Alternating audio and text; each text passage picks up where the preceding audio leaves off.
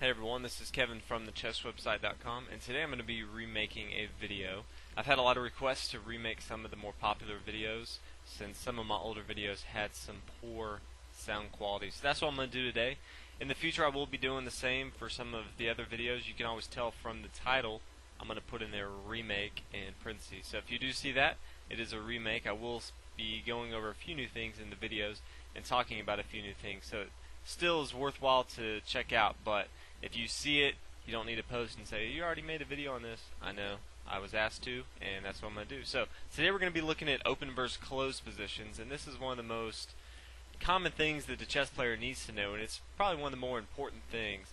And it comes down to the pawn structure, and this is going to determine how you really look at your minor pieces and how you need to strategize a game plan around your minor pieces, how you're going to play that. So the first thing we need to look at is the pawn structure. And as you can look at the pawn structure here, this is an open game. An open game is defined by a lot of open room in the middle for pieces to move around. At the same time, the pawns can still move around a lot. There's no fixation in the pawns. They can still move freely. And this makes it an open game. Now in an open game, as you may imagine, bishops reign supreme. So you have two minor pieces. You have your knights and your bishops, and we're going to be looking at the bishops here. And the bishops are really going to be the pieces that do well in an open game. And that is because, let me go and highlight them here, the bishops want to have a lot of room to move around. They really work well if they have a lot of squares that they can attack and move to. And if it's an open game, they can do just that. And vice versa, if it's a closed game and there's a lot of pawns in the middle, and we'll go over that in just a second, if the bishops can't move around, they're kind of worthless. So a lot of times you'll hear people say, you know, I prefer bishops over knights, or I prefer knights over bishops. Well, it really depends in the situation of the game, because if it's a closed game, a bishop pair is not really that great of an advantage.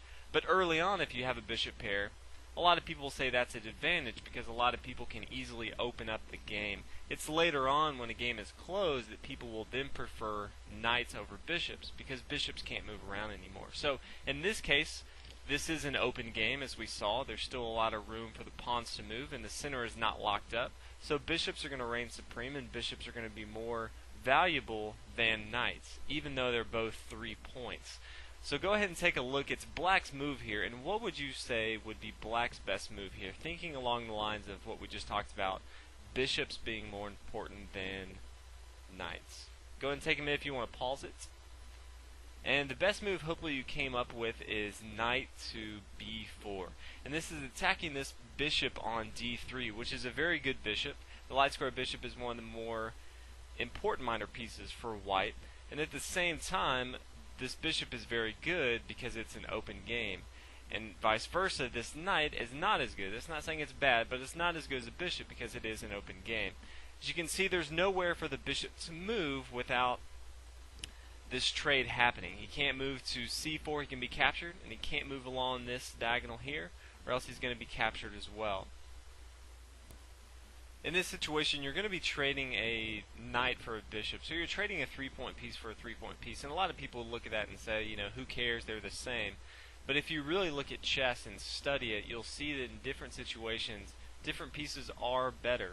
And so it's these little things and these little subtleties in chess that will give you an advantage. Yes, you are trading a knight for a bishop, but later on in the game, this is going to be very good for you. So let's go ahead and take a look at another example. We'll take a look at a closed game and see how that's different from an open game and how we should play accordingly. Let's take a look at this example, and you can see here this is the pawn structure is a little bit different. It's a little more fixed. The pawns aren't going to be moving, and at the same time the center of the board is clogged up, it's locked up, and so this is going to be a closed position. And in this type of game, knights are going to fare much better than bishops. Yes, they are again both 3 points, but knights are going to fare much better because, as you can see, let's take a look at this bishop here on g7. He's not going anywhere. He can't. The center is blocked up.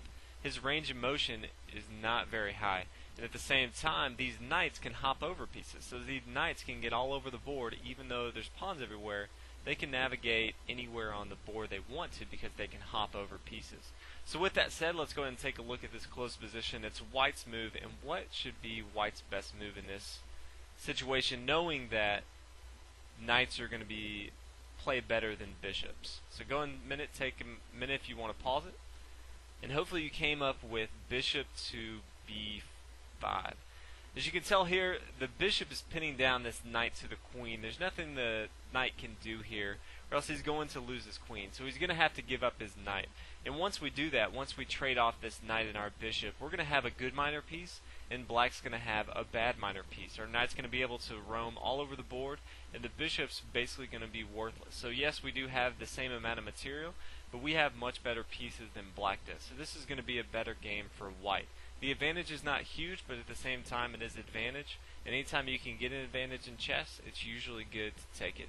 So this is one of the few things that you can take in your chess learning. Anytime in a middle game, you always want to take a look at if it's an open game or a closed game, and this is really going to determine how you look at your minor pieces. People always ask me, what's something I should look at in my game? You know, I understand the openings, but once I get to the middle game, well, there's a lot of different things as far as tactics and strategy, but one of the main things you want to know is it an open game or a closed game, and act accordingly. So, hope you guys enjoy this video. If you haven't already, please subscribe, and I'll see you guys in the next video. Thanks for watching.